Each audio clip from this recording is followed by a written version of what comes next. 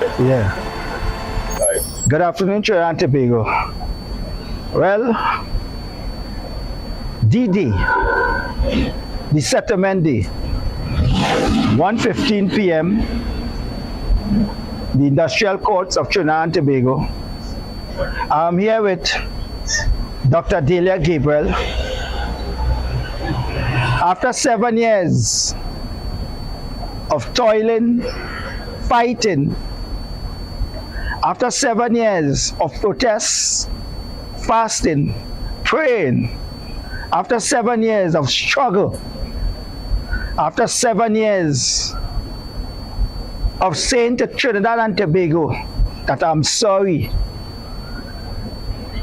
on numerous occasions, in the public domain, press conferences, news interviews, television appearance, walk from the Attorney General office to the Opposition Leader office, to the President of the Republic of Trinidad and Tobago office, to the Prime Minister office, to the Equal Opportunity office, to the Medical Board Association. We went all over, hand delivering letters upon letters upon letters, writing all former ministers of health present, Prime Minister present, Opposition Leader present, Attorney General past and present, asking them to intervene, to intervene, to intervene. We see all sorts of discrimination of other doctors.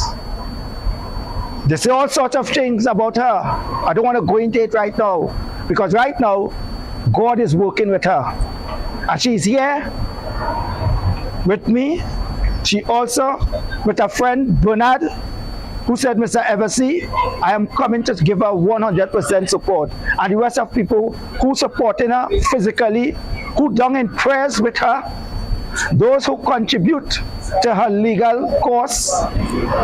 And I want to tell you all, thank you all very much. As we are about to enter the court, and I know she will get victory today. I know God will put that smile in her face, because I know she paid her dues. And I know she deserved that second chance. And I want to say to Trinidad and Tobago, thank you very much. I now call on Mr. Bernard to say a few words, and then we'll make our way to the court. Okay, Trinidad and Tobago and the Caribbean in extension, and the world, because the world is always interested in who we are and what we do, contrary to what some people believe. The foundation of all democracy lies in equity, equality, and justice. And when that justice is redefined, as in the case of there was this guy Avina Sau, and I can call his name because it is in the public domain. There was a tape that not only traversed social media, but all over Trinidad and Tobago, because contrary to what a lot of people believe, many people aren't on social media, but this tape reached all over the world, where he referred to policemen as with the N-word and as dunces, and he is still practicing. And I'm not saying that too long make a right, but persons on social media that were detained recently for making threats were detained and were sent on probation. Why is it Dr. Dhelia must be persecuted for making a comment? Because that is what it comes down to. Whether you say it verbally or you write it down, it is a comment. It is a form of expression. It is social media, right? That does not demand 100%. It does not demand 100% of the public's attention, right? Right? Because there are many other people who do not be on social media. At the end of the day, I have not seen religious organizations. I've seen one man, which is Mr. Wendell Eversley, stand with this sister. I have not seen associations, no one else. No politicians have said anything, right? There was another man, Satmaraj, went to the Privy Council to have the right to call Africans in Tobago rapists and lazy, and fought it to the Privy Council and lost. But nobody is going to stand with this sister for the right just for a comment. So what did they do? What did they do? They continue to persecute her, deprive her of a life that she dreamed of, that she worked very hard for. And if in Trinidad and Tobago this is allowed to continue, what we have is not a democracy. What we have is an aristocracy posing as a democracy with people who feel that they are superior based on race, ethnicity, and religion. Because once you belong to a certain race, ethnicity, and religion, it appears that you could say what the hell you want and get away with it. Right? And not a dog back. But if you belong to another race, you will be persecuted and you have to suffer till you die. And that is wrong. That is wrong. So, this zone here for this sister has become a sozo. You understand what I'm telling you? This is what the industrial court has been used for.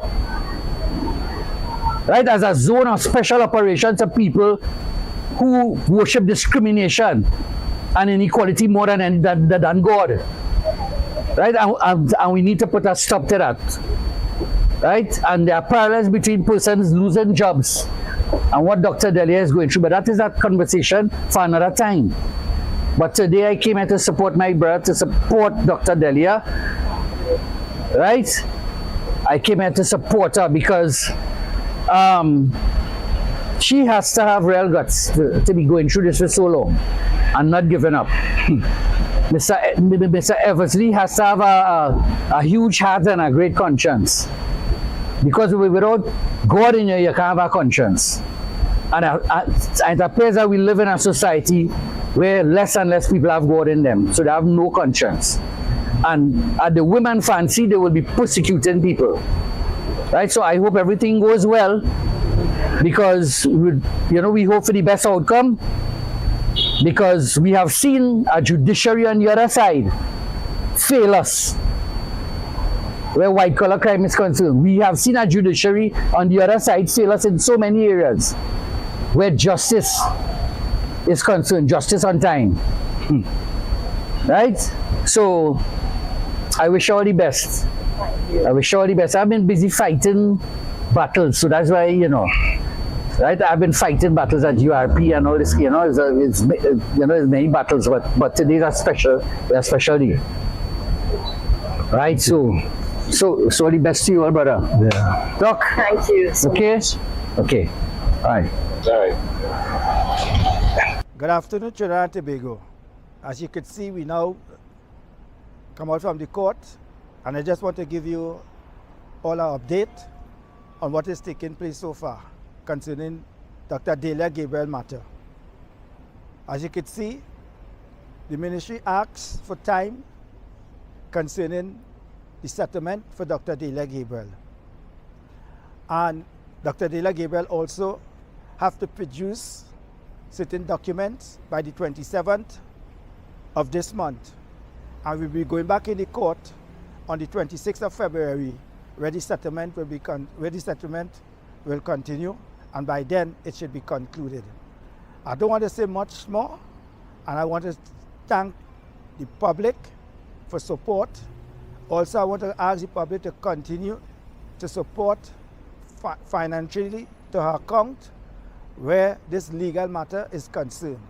And now Dr. Dhelia Gabriel will be here, and I don't know if you want to say a few words, Dr. Dhelia.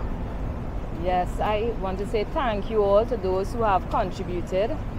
To keep my matter before the court is a costly legal process, and I really appreciate all the support. More so, I appreciate all the prayers. They were felt and they are remaining. As my matter remains before the court, our prayers are remaining before the throne of the living God. Thank you so much. And also today I received a call from Mr. Brian James from Maryland in the United States of America, who assured me that he's going to contribute towards Dr. Dhelia Gabriel legal cause. I want to tell Mr. Brian James, thank you publicly. So this matter has been reaching far and wide. People all in England have been calling me, people in different parts of the United States, Orlando, Boston, now Maryland, New York, and also in the Caribbean. So Dr. Dhelia Gabriel Your matter is on the front burner and people have been watching.